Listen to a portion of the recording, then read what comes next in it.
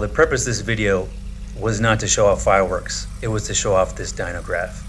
This is something I'm super proud of, and before I get into the numbers, I do want to explain a couple things. This is a Mustang dyno, it reads notoriously low. It's on 91 octane and it was sucking in ambient air. That being said, with an exhaust, this car made less than 440 wheel horsepower with over 600 horsepower crank. So that's just telling you where the baseline is at. Now we use dyno graphs and dynos to measure the delta, to show the change in horsepower. That's what we're measuring, not the power output of the car. We're not saying this car makes 470 wheel. We're saying it gained X amount of horsepower. Now getting to the numbers. The rear-wheel drive Huracan Evo has a throttle limit above 6,000 RPM, and you can see on this graph, at 6,500 RPM, it gained 55 wheel horsepower. On 91 octane, best in the industry, no big deal. Another interesting thing is, between this bright red graph and the burgundy graph, at redline it gained 100 wheel. You're getting that 100 wheel launching into the next gear. Again, no big deal. Now what I'm most proud of is this low end torque gain. At 3,800 RPM, it gained 45 wheel torque. Again, on 91 octane, no big deal. Now there's no throttle limit. I have to be very clever with tuning to coax this out of a car, and I don't think any of my peers can do this. Now, the reason we dynoed this car is we posted a Facebook group buy, and a bunch of tuners said it's not possible to gain the power that we're claiming. So I had to get a car and put it on the dyno and see.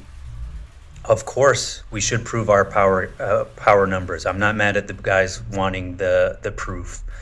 Absolutely. It is a very difficult car to tune. I haven't seen any good tunes on the market for this platform, and that's why I'm here. I've been tuning exotic and hypercars for 15 years now. I've got a lot of gray hair from it, which I wear proudly. Now, this car specifically, the Huracan has run this V10 for so long. Lamborghini is really milking this, right? And the car looks the part and it sounds the part. And you get in an STO and it feels like you're a superhero, but the performance isn't there. And your options are supercharging or turbocharging, and some of us like naturally aspirated cars. That's where I come in. I'm unleashing the locked power in this car. It is a very difficult car to tune. I do not fault the guys for being skeptical.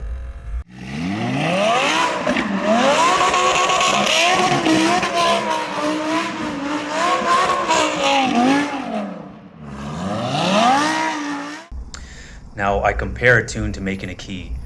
If you don't have every notch, you're not opening the car. Yep. You're not opening the power. So that's what I'm here for. It's all these things in conjunction. It's torque limits, it's cam timing, it's ignition timing, it's fuel timing.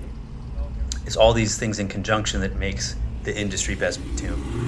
Now, we can tune these cars remotely. We can do handhelds anywhere on the planet and give multiple tunes. We can give you a race gas tune. We can give you a valet mode if you want, flames if you want, or just something mild. Whatever you want under the sun, that's my job, is to deliver for you. Now, this is a graph that was done at a third party. I didn't run the car. It was done by Lang Racing. They dynoed the car.